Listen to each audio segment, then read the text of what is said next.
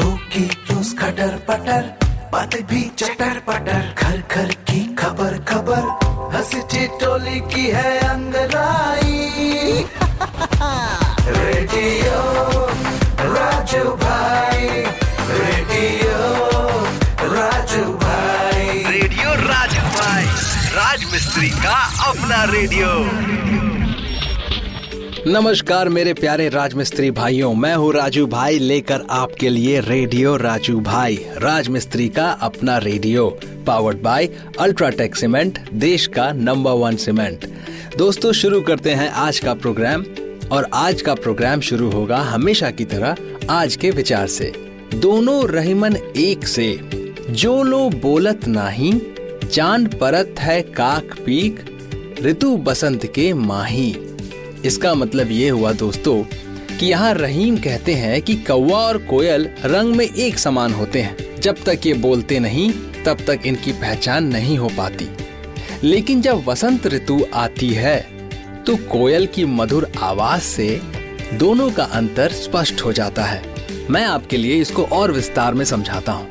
देखिए, हम कैसे दिखते हैं इससे ज्यादा फर्क नहीं पड़ता, लेकिन हमारे बातचीत का क्या तरीका है, हम कैसे बोलते हैं, इसका बहुत फर्क पड़ता है। तो दोस्तों, जब भी आप किसी से बात करें तो एक लहजा, एक तरीका सही रखें। सही तरीका, सही लहजा, सही आदर, ये आपकी गुणवत्ता को और निखारेगा। ये आपके व्यक्तित्व को और भी पुख्ता करेगा। तो उम्मीद करता हूँ दोस्तों कि आज का विचार आप अपने मन में बिठाएंगे और इसका पालन करेंगे। आगे बढ़ते हैं दोस्तों, दिल की बात का वक्त तो चला है। आज मैं आपको दिल की बात में बताने वाला हूँ कि भारत की 5 बेस्ट यूनिवर्सिटीज जहाँ पर छात्र छात्राएं पढ़ाई लिखाई करने जाते हैं वो कौन कौन सी हैं, और ये इतनी अच्छी हैं कि यहाँ सिर्फ अपने ही देश के नहीं बल्कि विदेशों के भी छात्र और छात्राएं आते रहते हैं और अच्छे से पढ़ लिख कर कोई बड़ा नाम करते हैं। शुरू से ही भारत में दी जाने वाली शिक्षा को विश्व स्तर पर एक अलग ही पहचान मिली हुई है। एक दौर था जब भारत शिक्षा का प्रमुख केंद्र हुआ करता था। नालंदा, तक्षशिला और विक्रमशिला के खंडहर इसकी गवाही आज भी देते हैं कि भारत का इतिहास शिक्षा के मामले में हमेशा से समृद्ध रहा है। आज भी यहाँ कई ऐसी यूनिवर्सिटीज हैं जो काफी बड़ी और पुरानी हैं, जहाँ देश के ही नहीं बल्कि कई विदेशी स्टूडेंट्स भी पढ़ने आते हैं। आपको बता दें कि भारत शिक्षा के मामले में आज भी किसी से कम नहीं है। यहाँ की कुछ यूनिवर्सिटीज विश्व भर में अपनी शिक्षण पद्धति और अन्य गतिविधियों के लिए काफी चर्चित हैं। चलिए जानते हैं कि वो प्रमुख यूनिवर्सिटीज कौन कौन सी हैं। Number 1, Jawaharlal Nehru university. Jawaharlal Nehru university एक केंद्रीय विश्वविद्यालय है जो दिल्ली में स्थित है। इस यूनिवर्सिटी में बहुत सारे डिपार्टमेंट्स हैं। यहाँ लगभग 8000 से अधिक छात्र पढ़ाई करते हैं। इसे भारत के सबसे अच्छे विश्वविद्यालयों में गिना जाता है। यहाँ सिर्फ देश के ही नहीं बल्कि विदेशों के बच्चे भी पढ़ने आते हैं। यहाँ पढ़ाई की फीस भी काफी कम है। देश में कई बड़े नेताओं ने यहाँ से पढ़ाई की है, जैसे निर्मला सीतारमण, एस जयशंकर आदि। Number 2, Delhi university. Delhi university technical शिक्षा को लेकर काफी फेमस है। यह भारत की सबसे बेहतरीन यूनिवर्सिटी में एक मानी जाती है। इसकी स्थापना 1922 में की गई थी। यहाँ स्टूडेंट्स अलग अलग स्ट्रीम में शिक्षा प्राप्त कर सकते हैं। यह university chemistry, geology, history, sociology और जूलॉजी में डिग्री प्रदान करती है। यहाँ केवल भारत के ही नहीं बल्कि कई विदेशी बच्चे भी पढ़ाई करने आते हैं। नंबर 3, बनारस हिंदू यूनिवर्सिटी, जिसे BHU भी कहा जाता है। मदन मोहन मालवीय ने 1916 में वसंत पंचमी के शुभ अवसर पर बनारस हिंदू विश्वविद्यालय की स्थापना करवाई थी। वाराणसी में स्थित यह यूनिवर्सिटी को BHU के नाम से भी जाना जाता है। इसे एशिया की सबसे बड़ी रेसिडेंशियल यूनिवर्सिटी माना जाता है। इसमें लगभग 30,000 से अधिक स्टूडेंट्स पढ़ाई करते हैं। विश्व के विभिन्न देशों से बच्चे यहाँ शिक्षा ग्रहण करने के लिए आते हैं। Number 4, Indian institute of science. Karnataka की राजधानी बैंगलोर में स्थित भारत की सबसे बेहतरीन university Indian institute of science technology और इंजीनियरिंग रिसर्च को लेकर पूरे विश्व में मशहूर है। यह यूनिवर्सिटी लगभग 400 एकड़ में फैली हुई है। इस यूनिवर्सिटी में लगभग 40 डिपार्टमेंट्स हैं। यहाँ की बेहतरीन रिसर्च की पढ़ाई विश्व भर के बच्चों को अपनी ओर आकर्षित करती है। Number 5, university of Kolkata. University of Kolkata काफी बड़ी और पुरानी यूनिवर्सिटी है। आपको बता दें, इसकी स्थापना 1857 में की गई थी। इस यूनिवर्सिटी में भारत का सबसे बड़ा नैनो साइंस और नैनो टेक्नोलॉजी सेंटर है, जो देश के छात्रों को ही नहीं बल्कि विदेशी छात्रों को भी अपनी ओर आकर्षित करता है। इस यूनिवर्सिटी को दिल्ली यूनिवर्सिटी के बाद दूसरी सबसे बड़ी यूनिवर्सिटी मानी जाती है। तो दोस्तों, ये थे 5 ऐसे यूनिवर्सिटी भारत के जो बहुत ही प्रसिद्ध हैं और प्रमुख भी।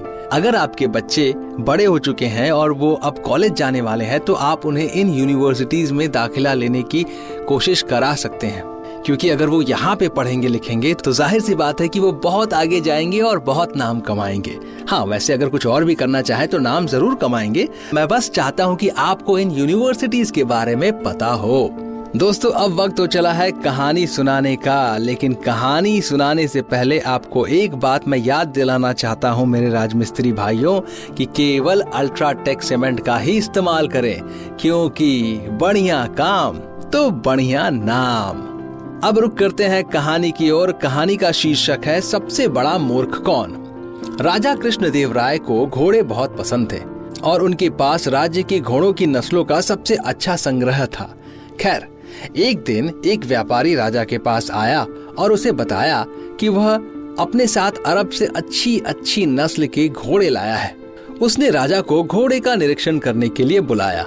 राजा कृष्णदेव राय को घोड़ा बहुत पसंद आया, तो व्यापारी ने कहा कि राजा इसे खरीद सकते हैं और उसके पास अरब में इस तरह के 2 और घोड़े हैं जिन्हें लेने के लिए उसे वापस जाना पड़ेगा।